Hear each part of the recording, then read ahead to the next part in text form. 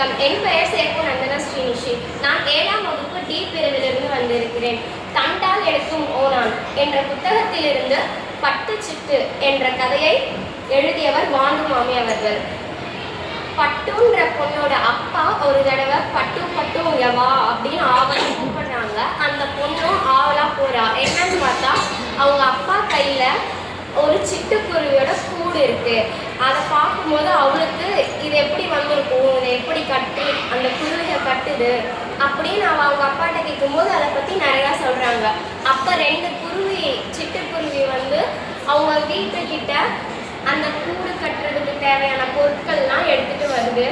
இதை பார்த்து அந்த பட்டு அந்த குருவிக்கிட்டையும் பேசுகிறாங்க. அப்போ பட்டு இருந்த டைம் அவங்க வீடு வாடகை வீடு. அவங்க ஓனர் இன்னொருத்தவங்க கிட்ட அந்த வீட்டை விட்டுறாங்க.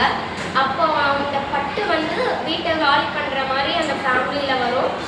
அப்போது அவங்க அப்பா 10 நாள் டைம் கேட்டிருப்பாங்க, எனக்கு டைம் கொடுங்க அப்படின்னு சொல்லி கேட்டிருப்பாங்க.